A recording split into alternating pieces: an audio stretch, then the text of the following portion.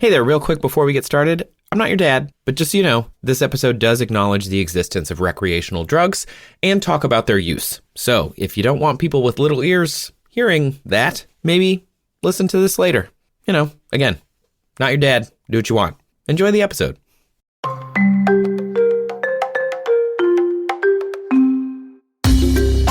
Hello and welcome to still yet another episode of That's Absurd. Please elaborate. They tried to stop us. They couldn't. We're still going. The pod, the pee, the pachyderm. That's Absurd. Please elaborate. Woo! Our first actual recording of 2025. We recorded our last few tail end of 2024, but here we are back again with more silliness and science in hopefully equal measure.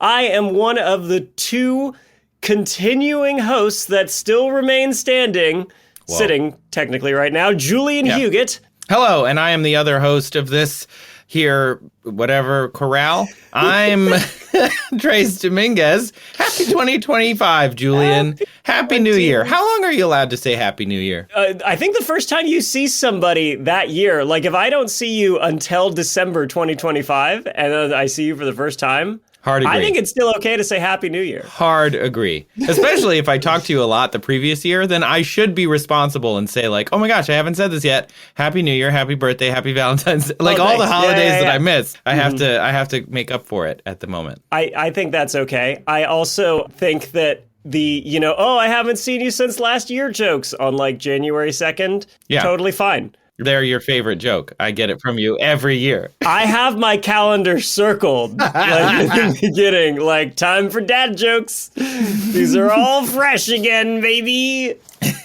You just cycle the deck back to the first card. I have one of those dad joke tearaway calendars. But you keep all of them, which is also very dad. I don't know if they make those, but they should. They should, for sure.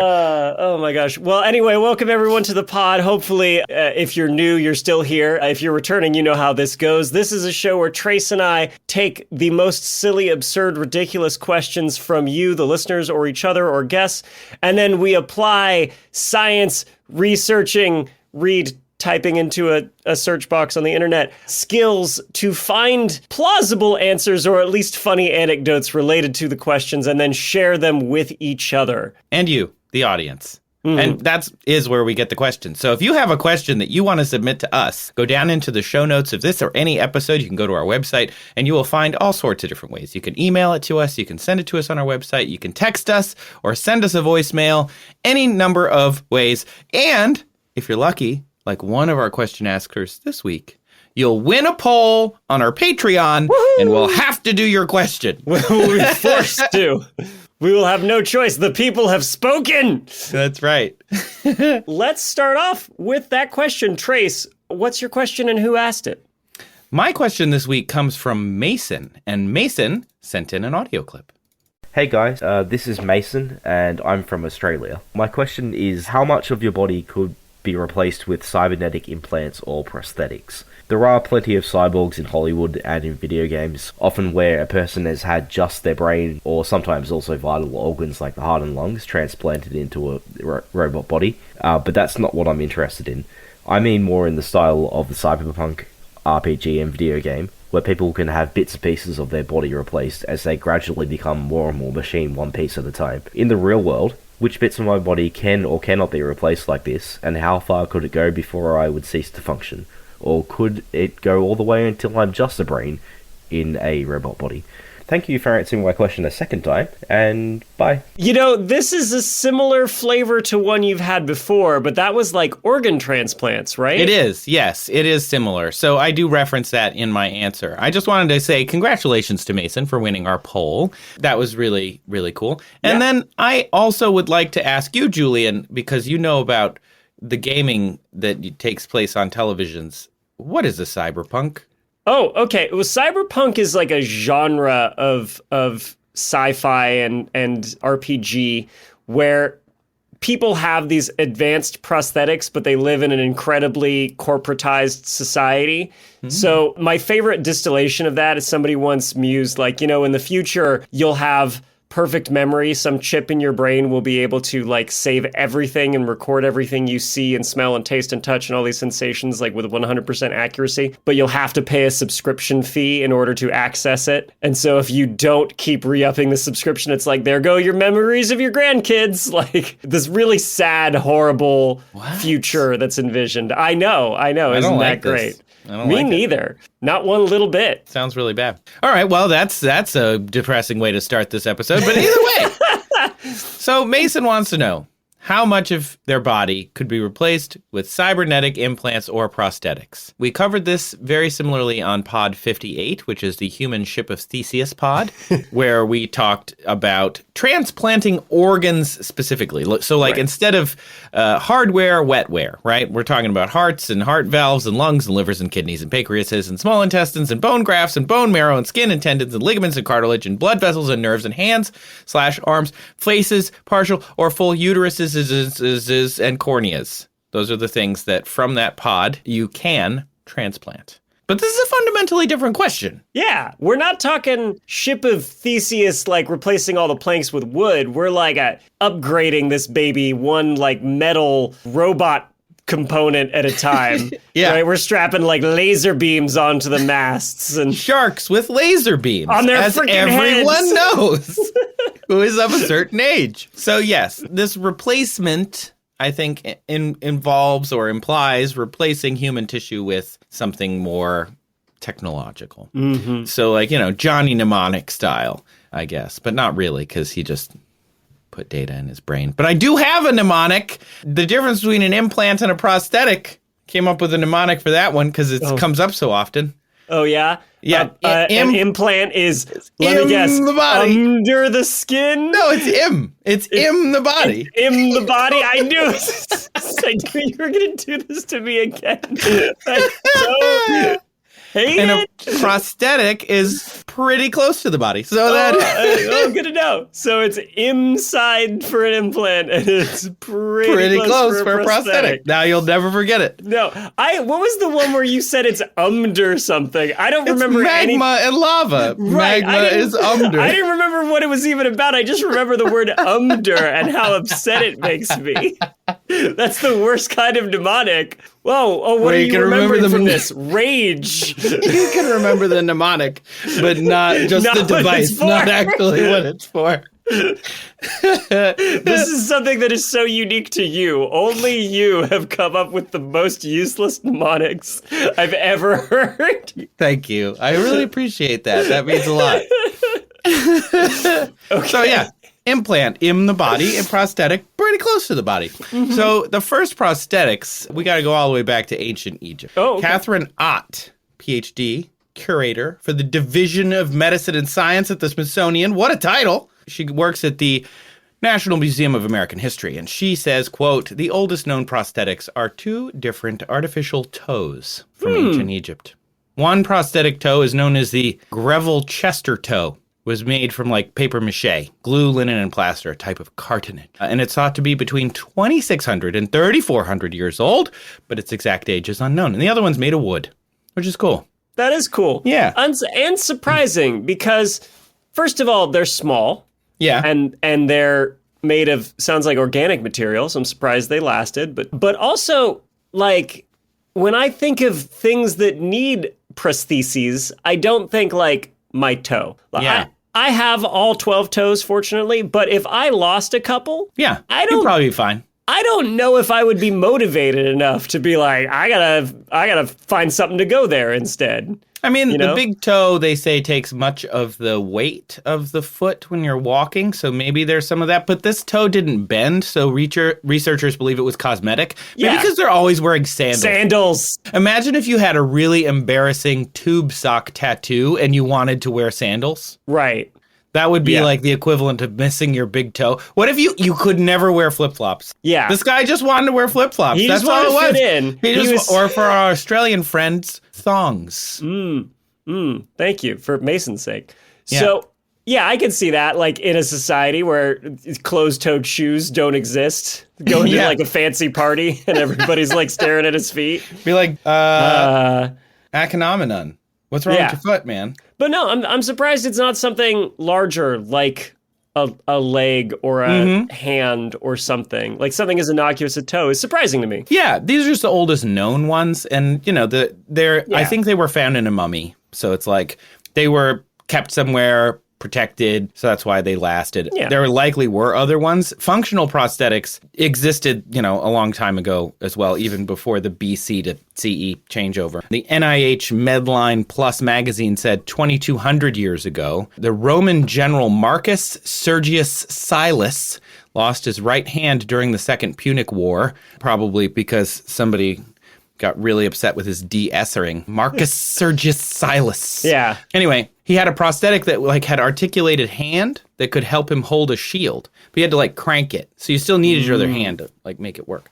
Arabic scholars wrote of using glass to enhance the ability to read or see, but it wasn't until the 13th century that we got those around with reading stones, like a polished bit of glass that you could slide along on your book and it magnified the book. And then around the same time in Murano, north of Venice, Italy. I thought this was pretty cool and also very Italian. They were really good at making glass. They figured out how to make glasses, but then they kept a monopoly for a long, long time because they were like, no, we can do it. Nobody else can do it. And I loved that about it. Wait, but the company Luxottica, the company that has a monopoly on glasses, basically, and drives up the cost of them, is also Italian. That's why, It's wow. Yeah. This is a grand tradition. Keep going since around the 13th century. The reason I mention glass specifically is because, Julian, I'm sure you know this, the most common prosthetic used today. Oh, geez, it's on the tip of my nose. It's glasses. Yeah, exactly. So glasses, very important prosthetic. And then, according to the BBC in the early 1500s, a German knight incorporated hinges into his prosthetic arm and fingers. It had articulated fingers. Goetz von Berlingen. Limbs said the limbs like this could grab a shield, it could grab a horse's reins, it could grab a quill. Although I don't know how much you could write if you're just moving your arm, but still, maybe you just want it for the look, just for the for the portrait. You just hold the quill, so when when you look like a thoughtful warrior poet, right? yeah, because that's how portraits work. It's my biggest gripe about people who are doing portraits. Oh, they didn't do that. It's not a photograph. It's not a candid picture. They needed to look at their face and know what their body looks like, and then they just go paint it. Jeez, people. Crazy. Anyway, so one of our favorite prosthetic havers, of course, Julian. You know who I'm about to say. I know exactly who you're going to The Danish brass bad boy of astronomy from the latter 1500s. It's Tycho Brahe. Horn noises. You want to tell us about Tycho Brahe? Horn noses, and also if you could get I think it was an elk. If you could find an elk falling down a stairs sound effect and throw that in as well. What? Oh, you don't know about this? I mean, the donkey? Is it the donkey? The donkey. He had some pet four-legged large mammal that he partied with, and it got so drunk it fell down some stairs and died. Oh my God! Maybe it was an elk. I didn't read about that. He was quite a guy, a character.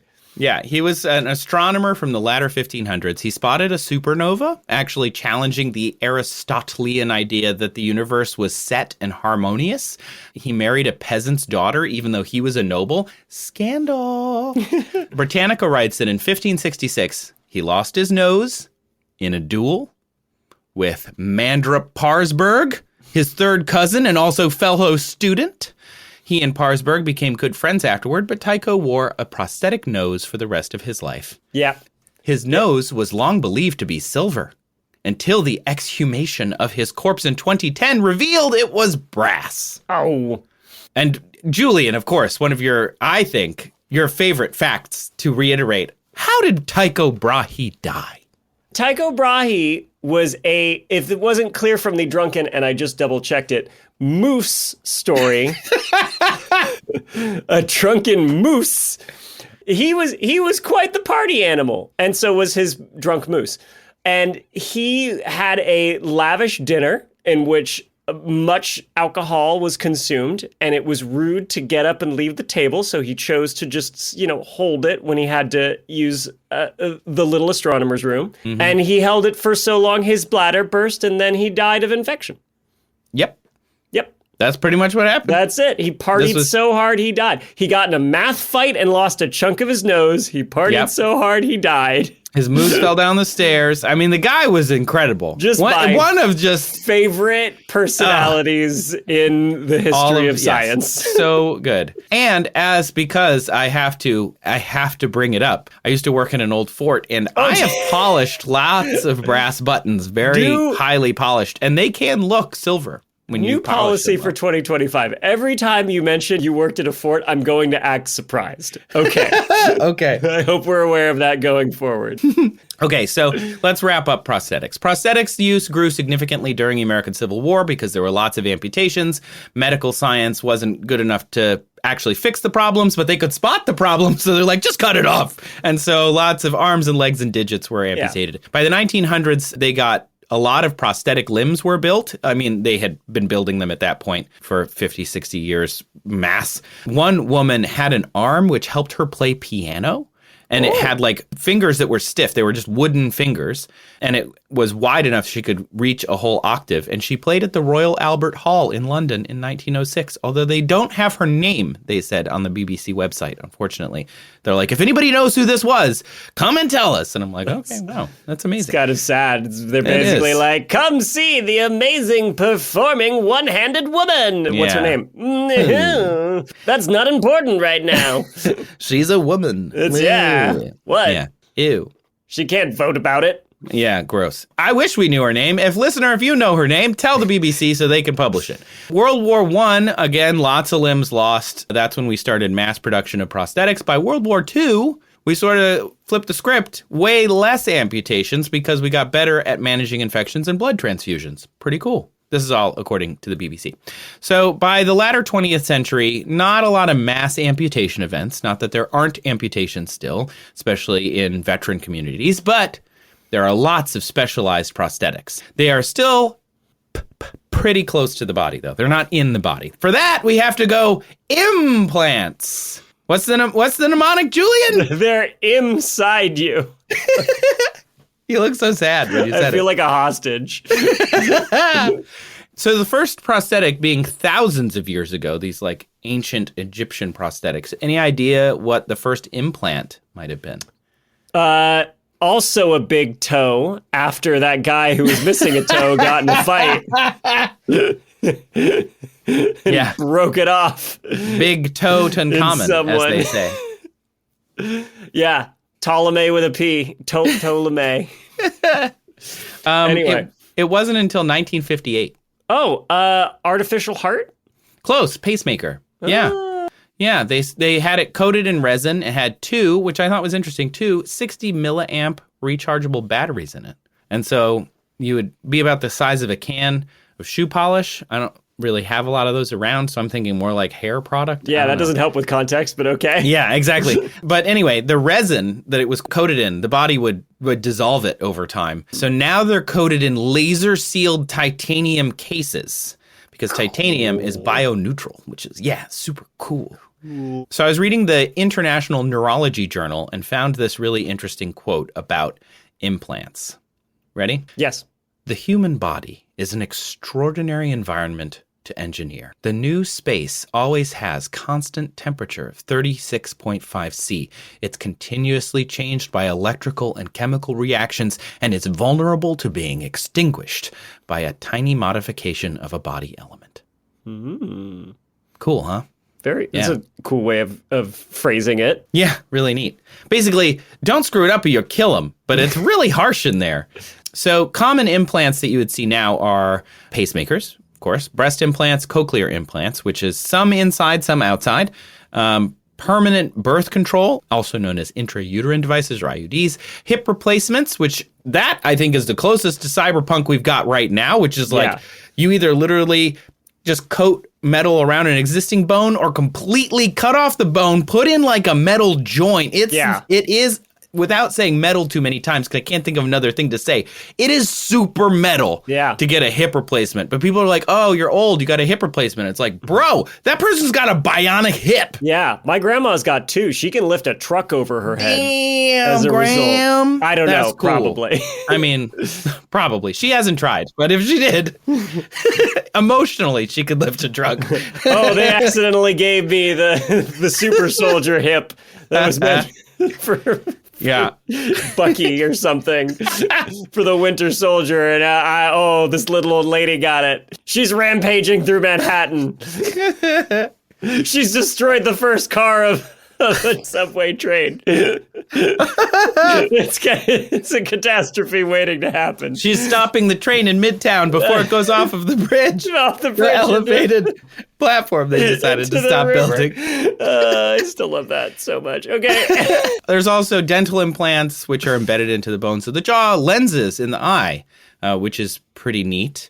Although weird, because you actually have to pick. I don't know if you know this. My mom got these done.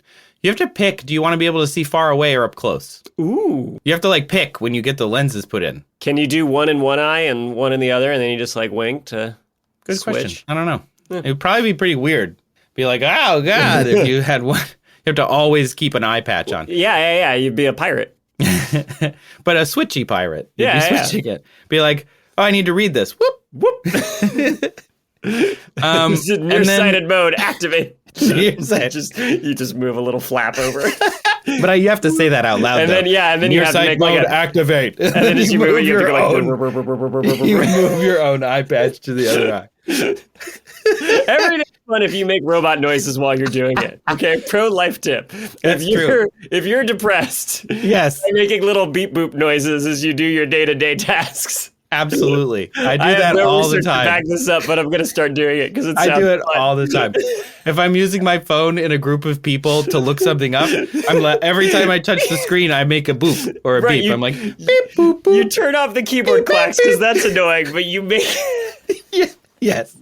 But I make them verbally so that everybody knows that I'm looking it up. Boop, beep, beep, from boop, the future. That you're using your incredible handheld computational device. I can't believe I told everyone that. From the future.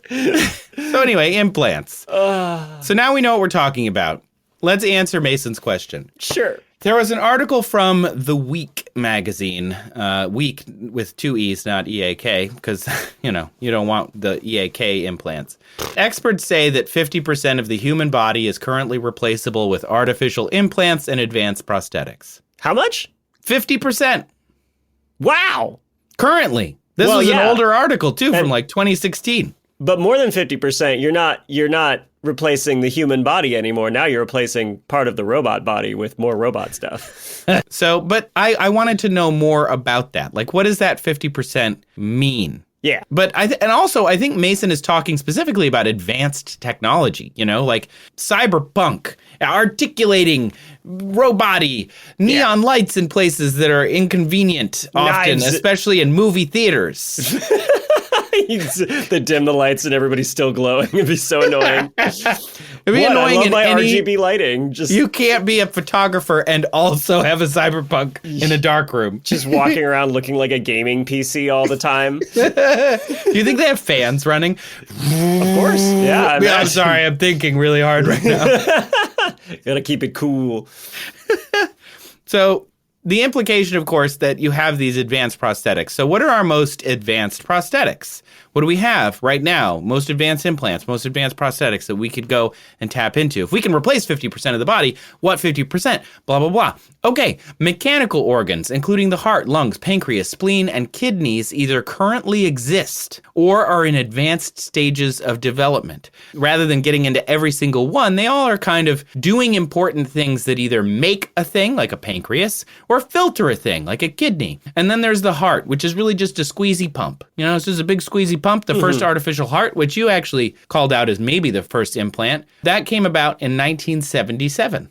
Surprisingly a long time ago. Or 50 years back then almost now. And the patient lived only a few more weeks after that. Oh. But the heart worked during that period. They were already on their way out. Basically, the artificial heart even today is not designed to be a Jean-Luc Picard, you just live with an artificial heart in you. Mm-hmm. You have it as my heart is failing and I'm on the donor list, but I don't have a donor yet and I need to live a few more weeks, or I need a stronger heart so that my body can recover to survive the surgery. And so these current artificial hearts are actually used all the time, which I had not thought about. But that's incredible. Yeah. We have artificial hearts that we give to people and they live with them for a while they're waiting for an actual heart transplant. And 60 to 80% of artificial heart patients live long enough to get their transplant. That's amazing. That's incredible. Nice job, science. Right? Like, good job. Somebody who's like, if only he could live a little longer. Yeah, and then the artificial heart salesman goes, here you need to live a little longer, eh? I've got you just the thing. No, think about it. Because they're temporary, that means there's a used artificial heart salesman slaps the roof of the heart. This bad boy can pump so much blood. Why, just last week she kept a little old lady alive, just long enough to see her grandkids one last time. Oh, God. That's awful. Only used by a little old lady. Yeah, only one owner. One previous owner. Low mileage. Low Polishes mileage. the heart valve. Oh, God, it's squeaky.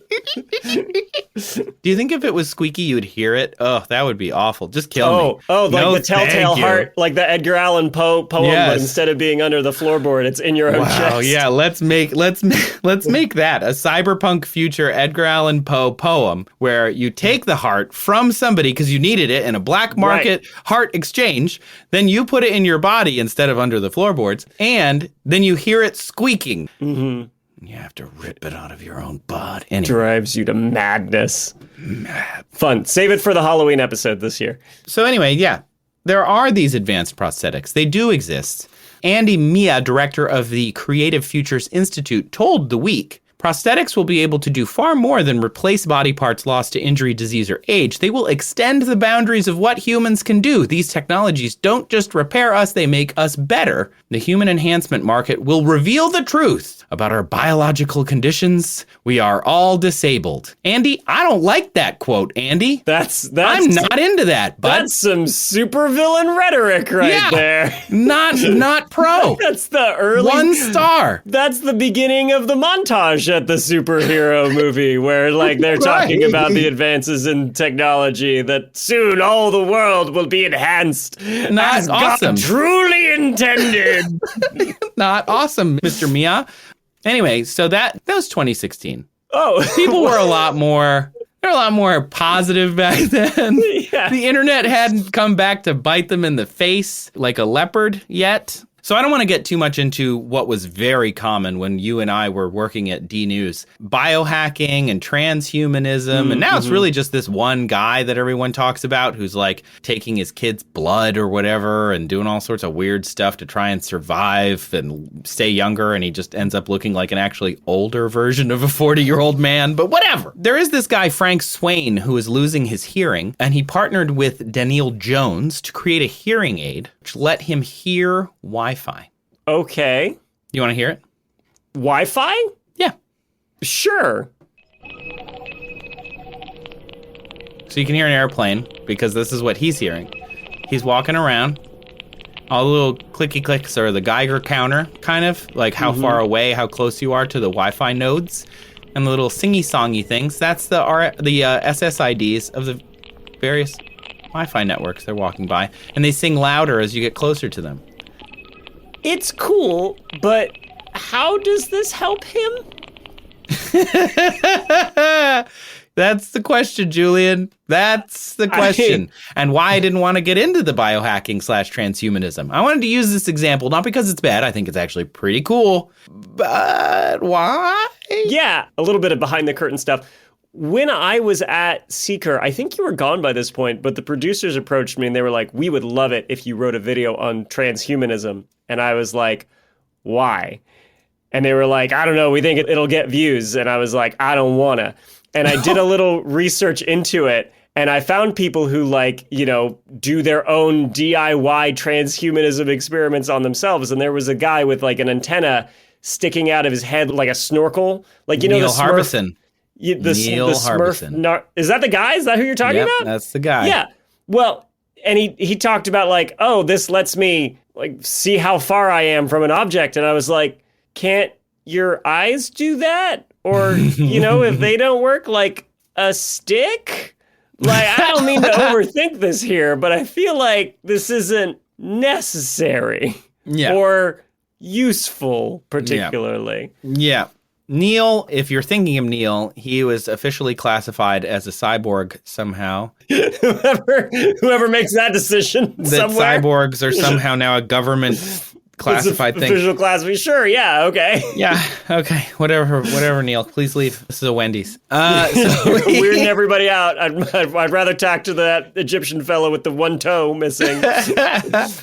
Tutankhamun. So that thing helps him hear color. It's like a camera that it vibrates his skull. Yeah, he can't see color, so that was actually beneficial to him. Like he's colorblind. Okay, but so it is helpful, but it's also like, okay, sure, interesting. So there's guys, and it is usually guys, but not always, who implant magnets so they can feel electromagnetic flux on a wall. Like you can run your hand along a wall and feel where wires and other things are. And I'm mentioning this again. I didn't want to go down this road too far. Okay. But this is sort of what Meason is talking about, right? He's talking about like advanced prosthetics that do things that our arms don't already do. And he's not talking about like, oh, I, got my leg cut off because I was poking a crocodile with a stick, and then now I have one less leg, so I need a prosthetic. He's talking about like, my legs work fine, but this leg is cooler or better, and so I'm going to go get it. And these are the cooler, better people in the prosthetic and implant world. They're the ones that are like, we're making things that the human body doesn't do already. And it's things like, I can see color with this camera and it vibrates my skull. I can feel wires I can hear Wi-Fi. One woman could feel earthquakes anywhere in the world through implants in her feet, and she would dance to the rhythm of the earthquakes, which is a little morbid, and then she got them removed and felt like she was missing them, like she had lost a limb. And I thought that was the reason to bring this up, because the brain is amazing. And if you were cyberpunking yourself and you took away that, the brain is plastic. It's going to adapt to this new input. Like Neil has mentioned, he can now he doesn't really hear the sounds in the same way as you and I probably would. He just says like, oh, that's this color, that's that color. And he puts outfits together based on how he feels about the sound of it, as opposed to like what the actual colors are, which is really interesting. But to go back just a little bit, 50% of the body, we still kind of haven't touched on that too much. So I found this in a few different places. Harvard Medicine, their magazine, Stephanie Dutchin wrote in 2018 a similar number. Articles were written in 2015 and 2018. They didn't specify a lot of specifics about what part of the body. All of these also involve connecting these cyberpunk things to your brain.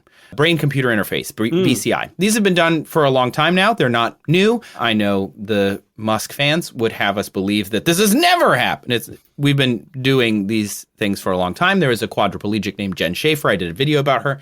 She lost her ability to move her limbs. She became a quadriplegic after a crash, and she was able to move robot arms using a chip that they implanted on the surface of her brain, because that's where the chips go. They don't put them in the brain. They put them on the brain. Big difference. And they have to monitor them constantly, because she was able to move two robot hands simultaneously, use them to feed herself, not smoothly in the way that you're thinking from a video game, but like kind of jerkily get around and then eventually to her mouth to feed herself a chocolate bar. However, she ended up getting a very minor infection on the surface of her head where the implant would interface with the computer, and they immediately removed everything because that's her brain. You don't want infections to go there. And that's where we're at now. That's like the most advanced stuff we can do. That's pretty cool. Yeah, it's pretty cool. That's pretty cool. But we're not in the like, I'm going to swap out my arm for a better arm. Can I share fun medical research trivia that I learned through osmosis with my wife going to college? Please. So she had to do a report on an animal called the babirusa. Scientific name, babirusa. Cool. Do you know what the babirusa is? You probably do, even if you don't know the name. I mean, I don't know the name, what it is. So it's like a pig.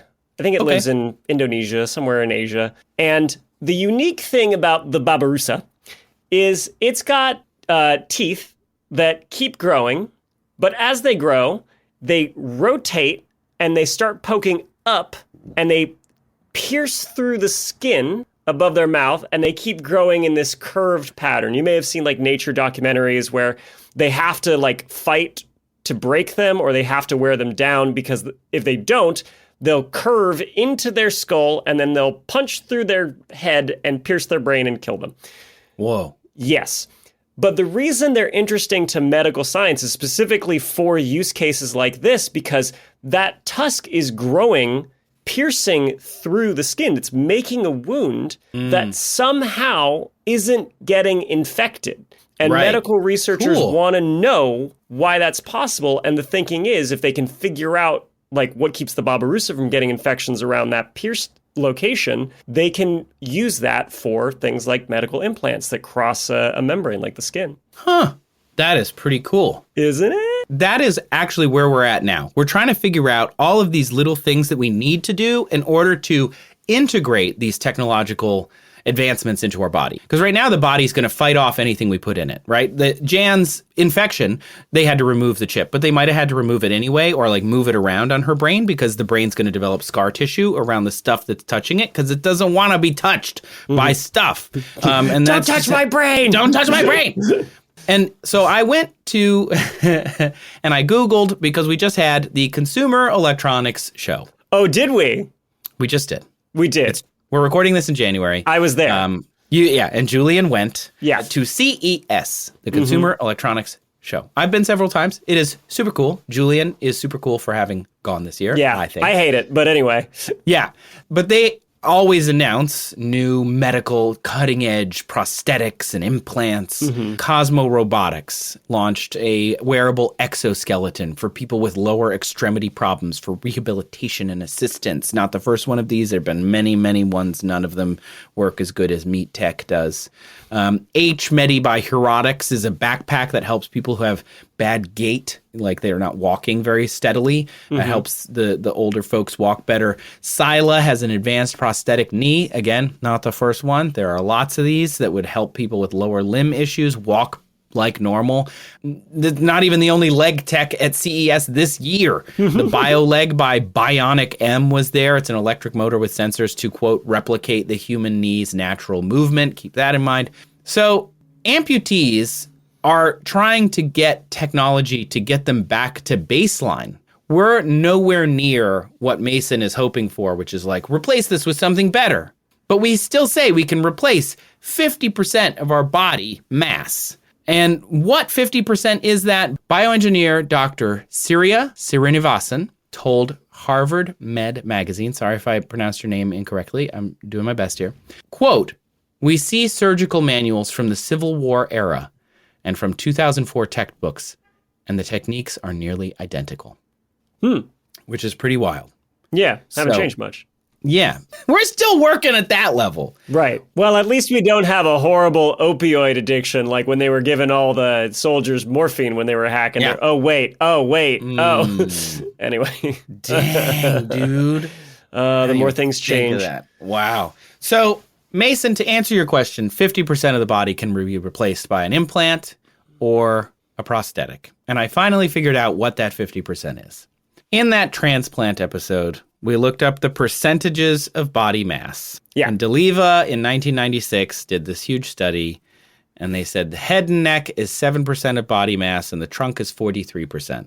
So if you don't replace the head, neck, or torso and replace all the other parts, which are to say the limbs, you got 50%, baby. Oh, yeah. So we can replace all the leg and all the arm. So each arm is 10% of body mass, roughly, and the legs are 20% each. So that's what this data shows. So 50%, it sounds like a lot, but it's really just armies and leggies. And yeah, I think if I were to want, in terms of cyberpunkness usefulness, I feel like I can pack the most cool stuff into my armies and leggies, right? Yeah.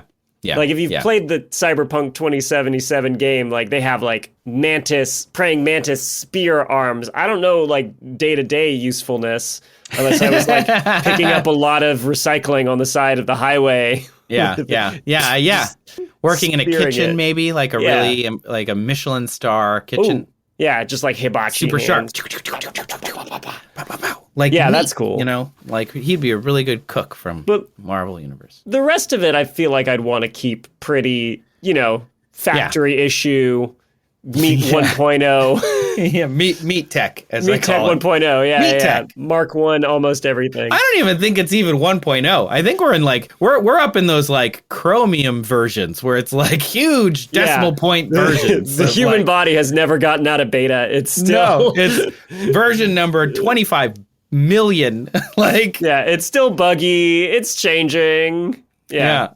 I mean, it's a big. We're really forked. Is really what it is. If we're gonna GitHub it, we're like we all come from some similar source code, and then we just fork our way to like version 25 million after a billion years of code.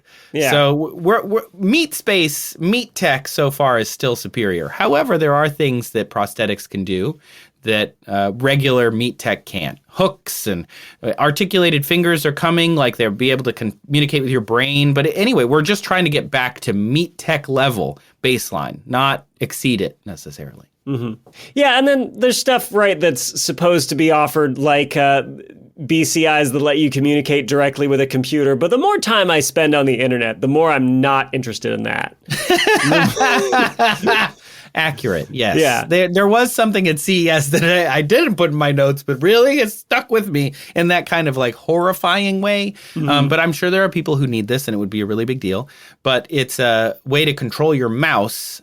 It goes in your mouth and it's like a set of like a retainer. And it goes in your mouth and you can move a mouse with that. That's cool, but then it's super useful for people who need it. Yeah, but accessibility stuff, I'm all for it. But then I thought this is going to be co-opted by people who are like, oh, I love virtual reality, but you know what I hate doing? Moving my arms around. Yeah. I'm just going to like lay back in these glasses and lick the roof of my mouth and move around the universe. And I'm just like, ah! Actually, the more I think about the tongue-operated mouse, I mean, any mouse is tongue-operated if you're gross enough, but...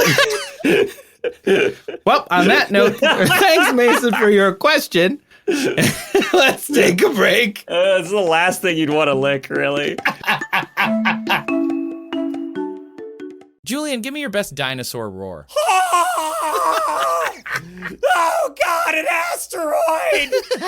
It's horrible! Wow, that was not where I expected that to go. We're popping in before the show to tell you about I Know Dino. It's a dinosaur podcast. We think of those dinosaurs being this thing that's been dead for tens of millions of years. Even so, studying dinosaurs can still teach us stuff that is relevant to the world today. Yeah, like climate models to help us understand global warming. Migration patterns of dinosaur lineages, they tell us about Earth's changing continents. We can also study dinosaur diets, what plants lived then and maybe what animals and how they interact. And, this is super cool, many dinosaur injuries, paleopathologies, they're the first known occurrences of diseases. And they talk about all this kind of stuff on I Know Dino. It comes out every week with new dinosaur stories that you're not going to hear anywhere else. Like, I hadn't heard of a lot of these, which is pretty cool. You can find I Know Dino on Apple Podcasts, Spotify, wherever podcasts are. And if you found us, you can probably find them. Go check them out.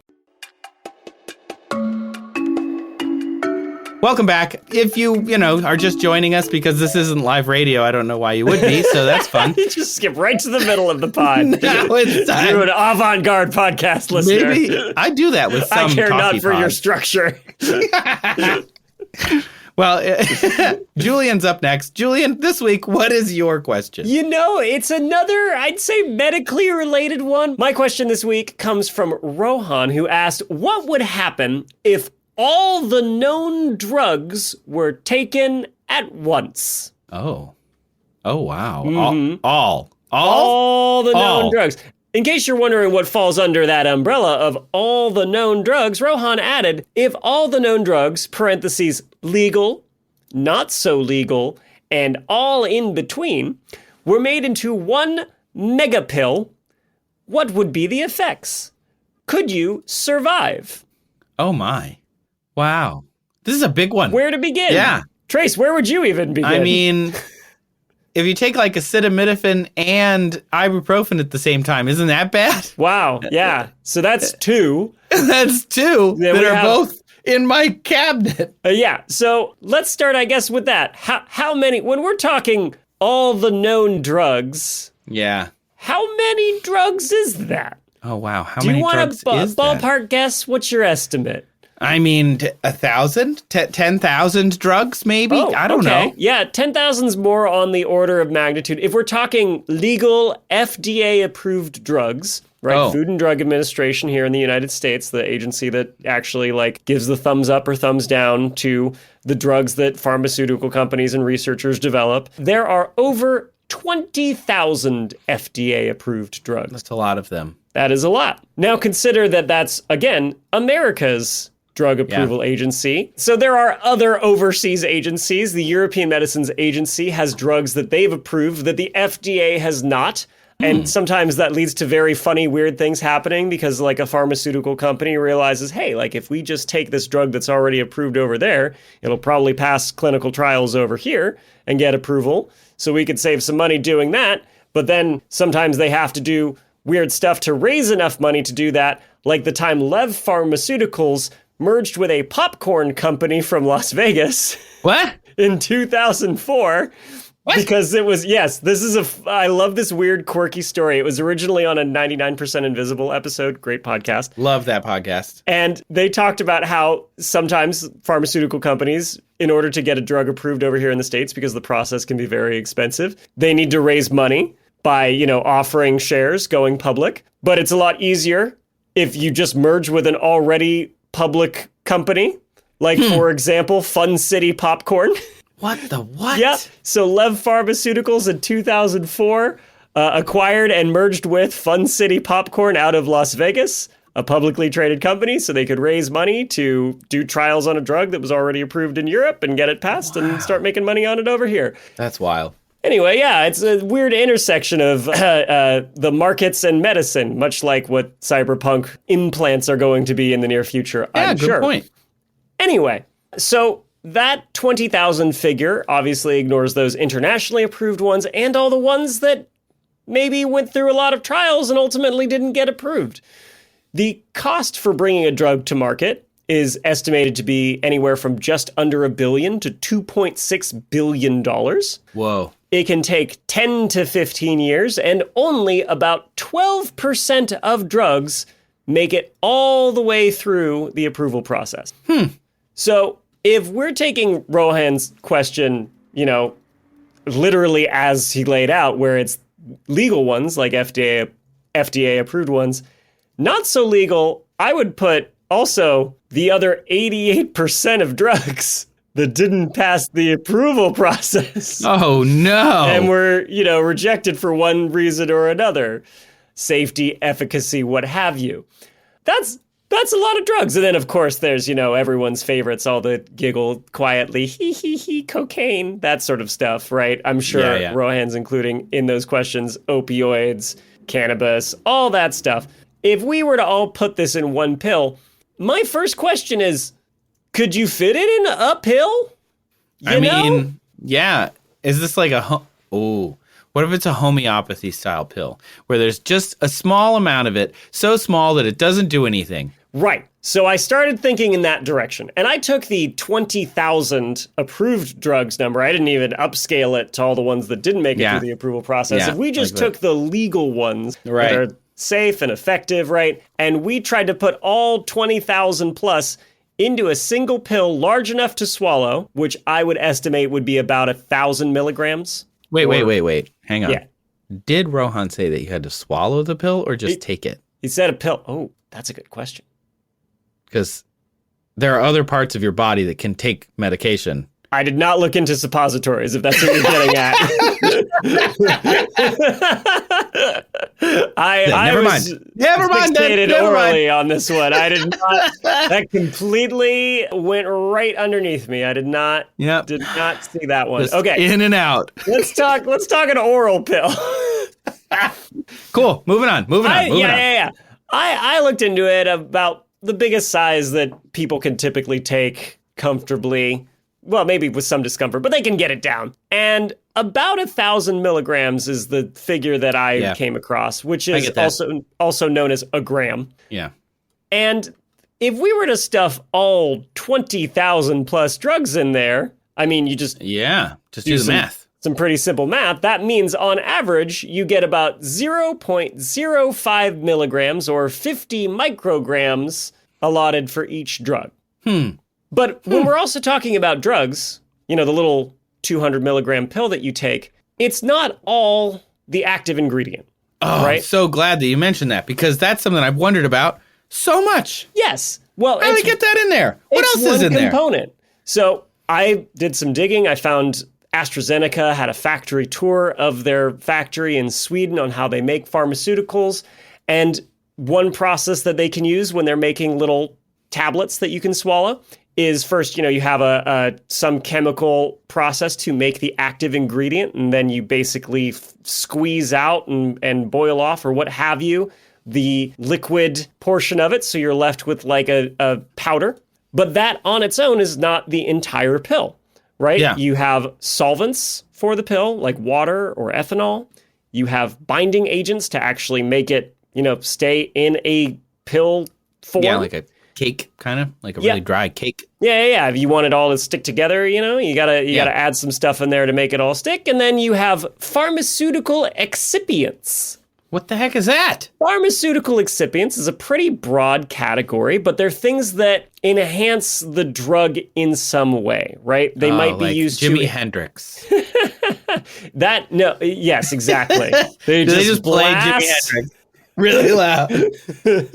Tapestries on the wall. Oh yeah, trying to enhance the experience. Just a vinyl. There's a huge vinyl speakers in the corner. A whole room of just blacklight posters.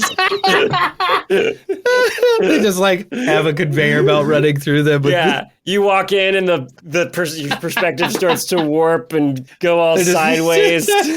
They're playing Yellow Submarine on repeat on TVs all over the factory. Yeah, that enhances the drugs. It enhances them.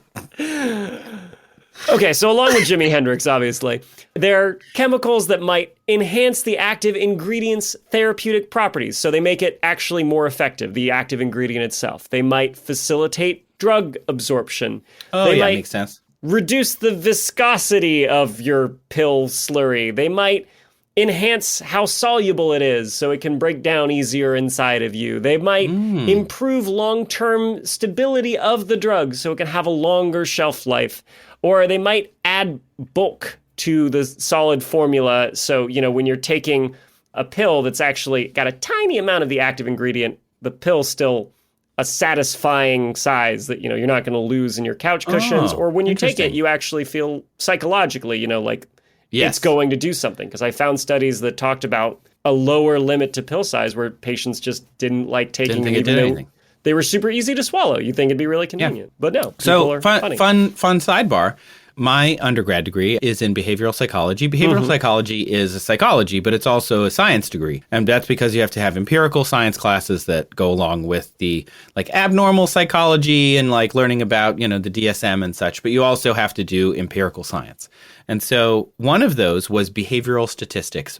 Hands down, one of the most interesting classes I had to take. Because you just looked at those studies. The whole class was studies like that and how to design them and why they do them. And it was like Prozac, very famously, performed better as a drug. It was the exact same active ingredient with the exact same formulation, but a different color. And it performed better when it was purple than it did when it was yellow or white or blue or red or any of the other colors they tried. And like the little blue pill, like Viagra, performs better when it's blue. Not because it's different, it's the exact same, but it's just our little meaty brains, which is so interesting. So I totally get that, like, you make it a funny shape, you make it an interesting, like, it depends what the drug, do you want it to be like a corporate logo where it's like, this is solid and I understand, it's a simple red and white capsule, or do you want it to be like, this is a special pill that's, going to make me feel better, but it's like, doesn't matter. That's all us stuff, not the drug stuff. So interesting. Yeah. Fascinating. No, there's a lot of things that go into the actual design of the drug past just the chemical makeup of it for their efficacy. It's so cool. And so people are so interesting and strange. We really are. We're so much less rational than we'd all like to believe, aren't we? We sure are. Right. So throw all that together, stamp it into a pill shape, and then coat it. Because you might want it to be a certain color. You might want it to not taste disgusting and terrible when you first put it in your mouth. You want to give it a pleasing look, that sort of thing. So that's all the stuff besides the active ingredient that goes into your 200 milligrams of ibuprofen or whatever it is that you're taking. There's a lot more than just the ibuprofen there, which I thought was really interesting. That is super cool.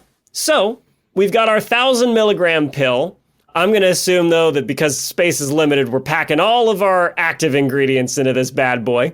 And then I started thinking, okay, Rohan's question, ultimately, I think the most important one was, would you survive, right? Because if you're dead, who really cares about the side effects after that at that point? Right.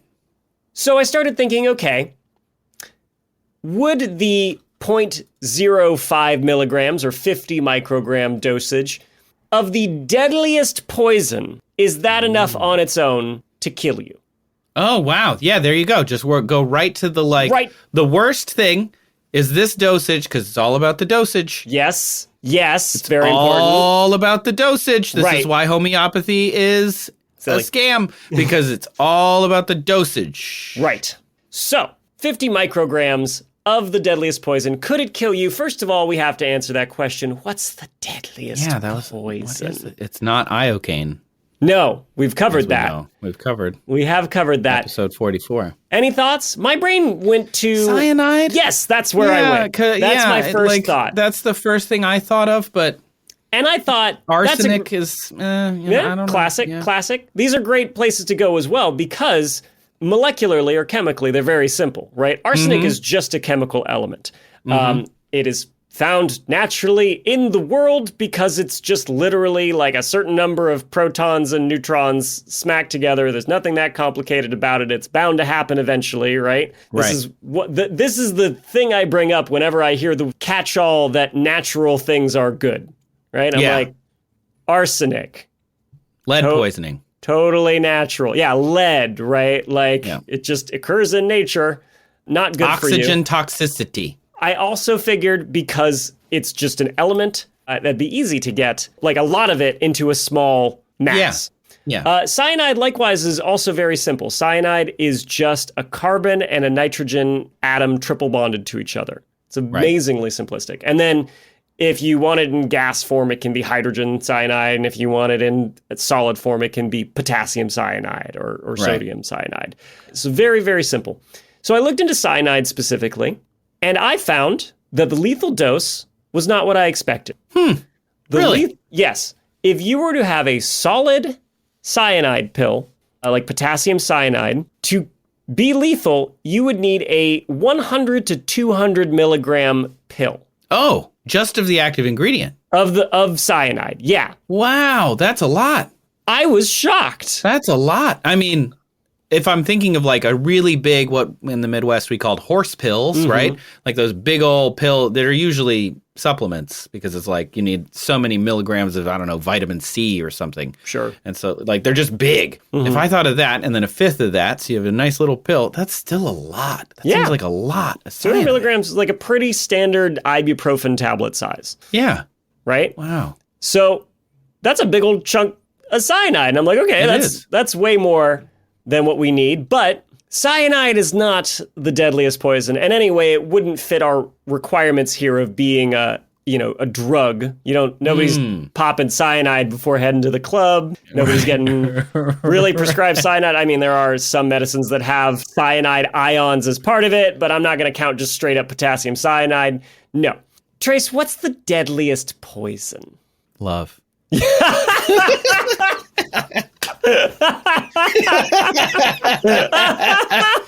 Oh my gosh. That's a great song right there. Every rose has its thorn. I'm sorry. Yes, precisely. I have no idea. Like, I don't know. I couldn't even, other than the ones mentioned, I couldn't even guess. Well, according to multiple listicles I found, so therefore it's trustworthy because it said the same thing in multiple places. Of course. And I found some papers about it too. It's not just me, on BuzzFeed. Crack.com's archive.org. The deadliest poison, or at the very least, one of the deadliest poisons, is botulinum toxin. Oh, okay. Yep, I got that. Yeah, sure. Got it. Right. So it's made by a bacterium Clostridium botulinum. Yeah. It prevents the release of a neurotransmitter, acetylcholine, from the axon endings of your nerves that meet like your muscles, so it causes paralysis. Ouch. And here's the thing about how potent it is. If you had a single gram of botulinum toxin, 1 gram. 1 gram, and you managed to, make it airborne, breathable, and you dispersed it so, the requisite number of people it's about to kill could all inhale it, like a little bit of it. 1 gram would be enough to kill 1 million people. Stop it! 1 million Oh my gosh! people. Well, first thing I'm thinking is those rockets, way too big. You could have made them so much smaller. You didn't need all those green balls. You could have just had one. Right? What, a gram? Like, that's right? you could have. Yeah. What are you doing, man? Well, that's why I found multiple papers about this, because since it's just made by a bacterium, it's not that hard to synthesize. So there are worries about it being used in like a bioterror attack. That's scary. Right.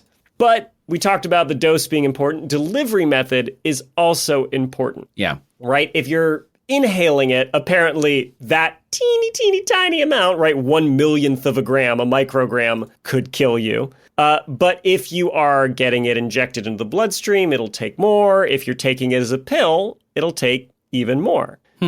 So the estimate, because I doubt that they've tried this on any humans. Yeah. The estimate is you would need about 50 micrograms to kill a 50-kilogram person, so 110 pounds, a very, light adult. That would have a 50% chance of being lethal. It's a median lethal dose, they call it in toxicology. Whoa.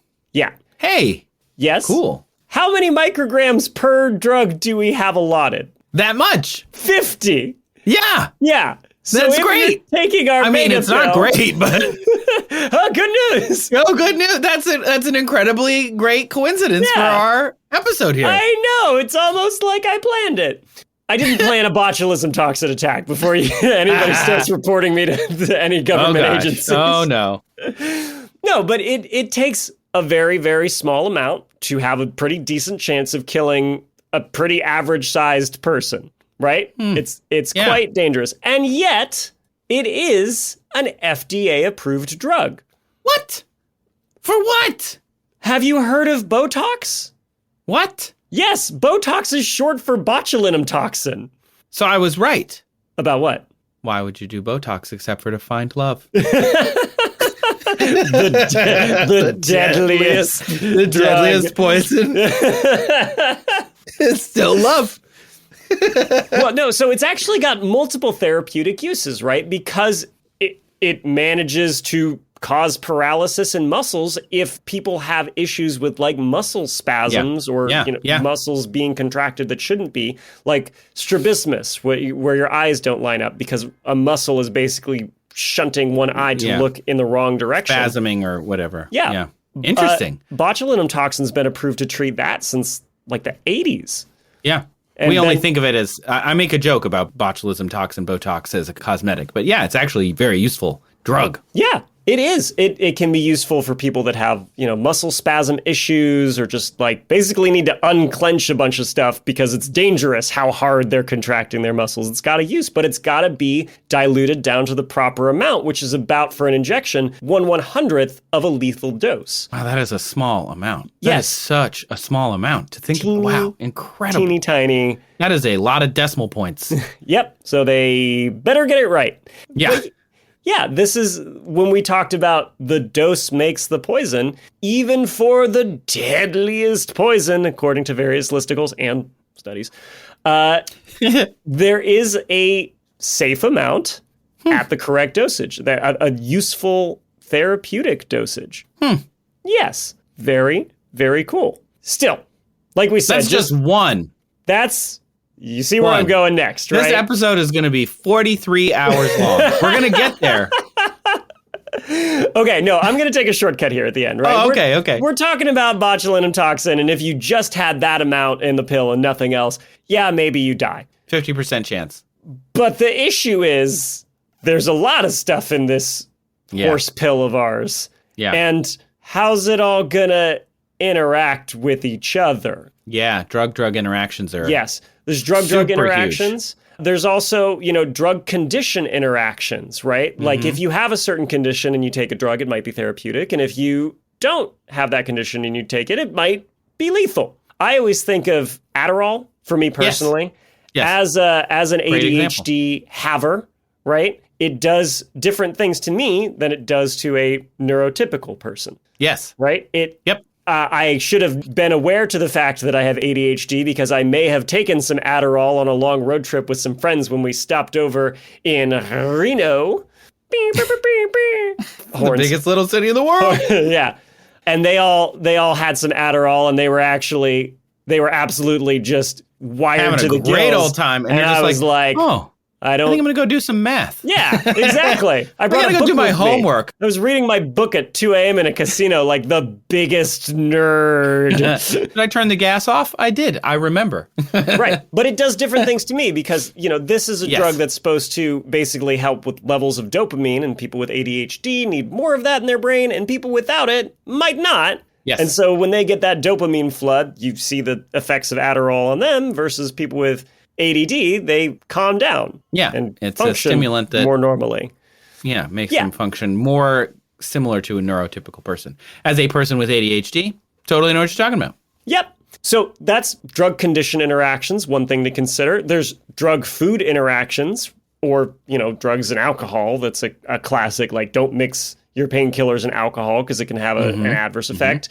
And drug-drug interactions, where if you're taking multiple drugs that do the same thing or do different things, it can sometimes prove lethal. For example, if you were to take like an opioid, like morphine, because you're going through your limb getting hacked off after a Civil War battle, right? that can slow down your nervous system. It slows down your breathing. But let's say you also take a stimulant because you got to get back out there and fight the Confederacy. Right.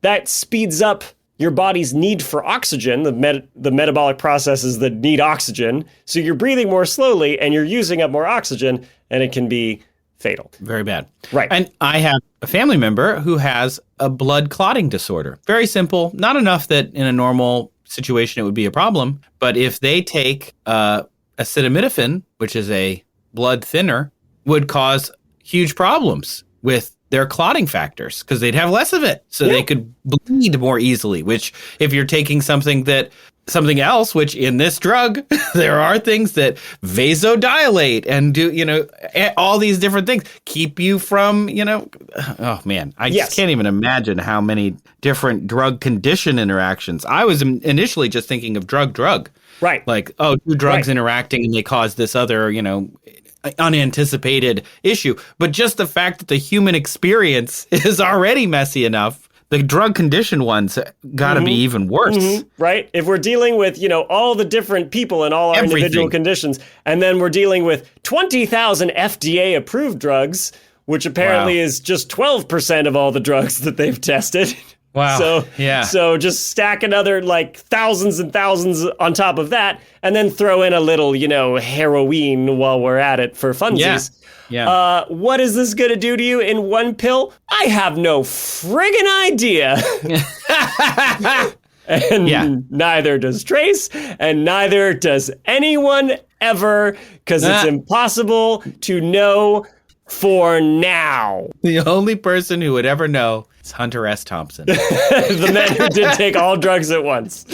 Hunter S. Thompson. Watch the know. documentary Fear and Loathing in Las Vegas. You'll understand. I guess there'll be a lot of bat sightings. Okay. Yeah. Now, this brings me to where I wanted to end up, though, which is, first of all, let me, of course, say, this isn't a preface. This is a postface. I am not qualified to give advice on taking drugs. I'm not qualified for most things. True. Right? But even then, right, like I cannot possibly, as you said, I can't imagine what it would do.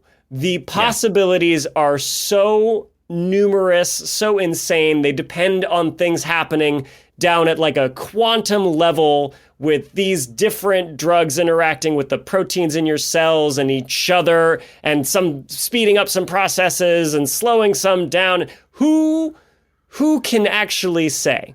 But in the future, we might be able to know. Tell me how. Please, tell me how. Julian. I gave you a little hint. Oh, I know used how, a sciencey Julian. buzzword. You used a science word. I did. What do you think it is? Science word. Quantum. Yes. Quantum computing. Yeah. Quantum computing's incredible stuff. It's bonkers. And again, talking about not being qualified to know things about stuff, also super over my head. But from what I understand, right, because it uses quantum processes to do calculations and compute things, right, its potential uses include simulating how drugs are going to behave, right, and down at a quantum level. Yes. And understanding that and running these calculations much, much, much faster and more effectively than like a normal classical computer can.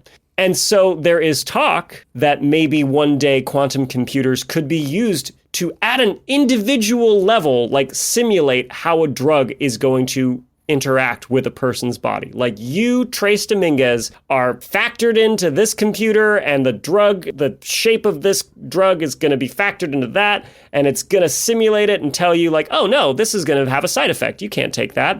That would be bad for you. But if we change this one little thing, maybe it won't. Oh yeah, if we run these millions of different permutations, right, like simultaneously because of quantum weirdness, like we can come up with a more effective alternative, something like that. That is some of the promise of quantum computing. Cool. Which is mind-blowing. It is. I don't know if they're going to take the time or effort to simulate all drugs at once on a human body. You know what?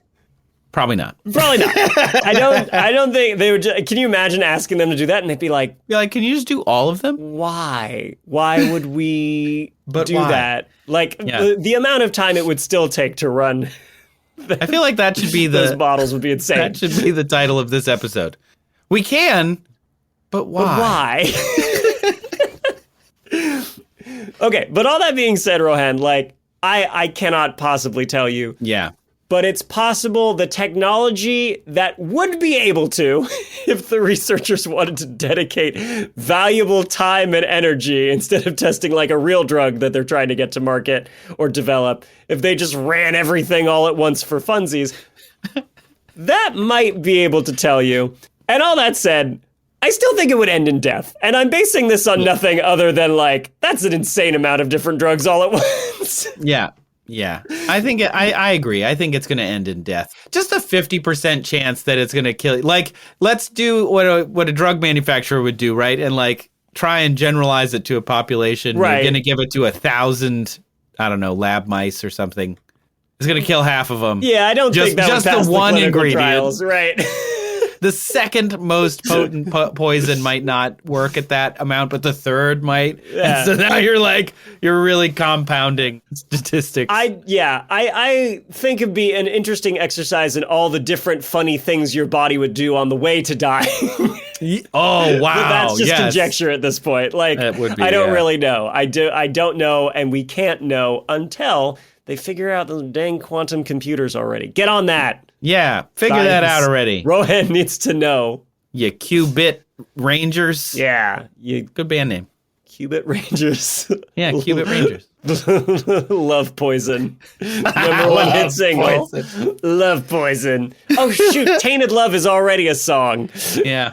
A really dang it. A banger of a song. It is very good. Well, on that note, you have made your way through all 20,000 drugs that is this episode. So we want to say thank you for listening, firstly, because, wow, it's been a minute since we've recorded one, and this was great. This was fun. Good to be back. It's good to be back. Happy New Year, Trace and listeners. Oh, yeah, Happy New Year. Yeah, it's not too late. Even if you listen to this in January of 2028, Happy New Year. If you listen to it in July of 2029, Happy New Year. Yeah, if we haven't seen you since you last listened. Happy New Year all the time. Thanks for listening to this episode of That's Absurd, Please Elaborate. The show was created and written and produced by me, Trace Dominguez. And me, Julian Huguet. It was also produced and edited by the wonderful and wonderfully talented, probably not bionic, Kyle Sisk. Man who has to take many drugs to get through the editing process for us. As they call him, the bionic ears. in our industry. Thanks, Kyle, for editing this episode. Special thanks to listeners who submitted questions featured in this episode. That would be Meason and Rohan. If you would like to submit a question, we made it just about as easy as possible. You can look down in our show notes for this episode. There's a link to a Notion form you can fill out. You can email us, hello@that'sabsurdshow.com. Visit that URL, that'sabsurdshow.com/ask. We even have a phone number. Yes, that's right. We are in the 1920s as well. 302 Tape Show. That's TAPESHO. Somebody commented that they can only hear it to the Hot to Go theme, which I already have a problem getting stuck in my head. And now everybody has to hear it. Great. TAPESHO. Call and get some absurd show to go. Yeah, whatever. Yeah. We don't have license. If you're on the run in the car, I don't know. On a run, not on the run. Okay. Criminals fleeing cops listening to gotta put on my favorite podcast. And special thanks also to our new patron subscribers, Just a Little Guy, Maurice, and Phil Z-Man. And of course, we still have our absurd administrators, Les and Adam. Thank you, everyone who has joined the Patreon. Thank you, thank you, thank you. One of the questions this week, Mason's, was voted on in the Patreon poll, and that is why we did it. So thank you for voting if you did, and if you would like to vote on future questions, just go down into the show notes and look for our Patreon. You can also find it on our website or anywhere that you can find us on social media. We really appreciate all of our patrons because they help keep this show going. Also, I was listening to you on SciShow Tangents, and they thanked their Patreon subs, and Les is a subscriber to them. Les is just out here supporting all sorts of science podcast content. That's right. Thanks, Les. Bonus additional shout out to Les from a completely unrelated show. Yeah. Thanks for supporting SciShow Tangents, friend of the pods, Sari and all of them over there. They're the best. If you're listening and you don't have a question or you don't want to join our Patreon, there's still more ways that you can support us by, for example, leaving a review. That helps listeners know that the show's worth listening to and that it's good when people are looking to check out new stuff. If you want to leave us stars, hearts, comments, Spotify has comments now under each episode. We read them, if you couldn't tell. That's how I got the Tape Show song stuck in my head. Yeah, I read them too, and there are some really good ones. I heart them as well. So thanks to those people who leave comments. It really does matter. People do look at those comments. As everyone in the podcast world knows, finding listeners is the toughest part, or really the opposite, listeners finding us. So if you have a friend who you think might like this show, it's 2025. They're trying new things. Share it with them. Tell them what you like about it. Share an episode with them. If you don't know what episode to share, highly recommend Pod 44 about IOCane or IOCan't. Or the Halloween episode from the previous year about the Nightmare. Both excellent episodes for different friends. Maybe one of them's a little more metal and one's a little more, I don't know, country. Whatever it is, just go for it. Anyway, please share the show with your friends. It really does mean a lot to us that all of you listen, so thank you so much. Finally, a special thanks to those listening on Nebula. Nebula listeners get access to ad-free versions of episodes. They support us and other awesome independent creators that we're fans of. We really enjoy their stuff. Honestly, if you like nerdy science stuff, it's an awesome place to go, and it's at go.nebula.tv. If you go to that URL /that'sabsurdshow and sign up, that also helps out the pod. Yeah, and you get a discount on an annual subscription, which is pretty affordable. So, as we say at the end of every episode, if that's absurd, please elaborate. First time in 2025. What were we saying at the break? I didn't write it down. I was sure I would remember.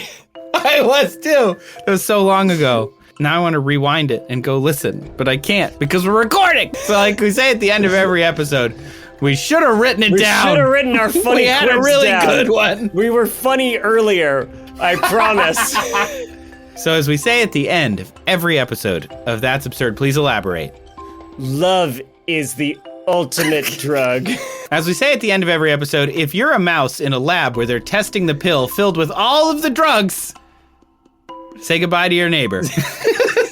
Statistically speaking, one of you is going and not coming back. As we say at the end of every episode, was Botox worth it? Was it worth it?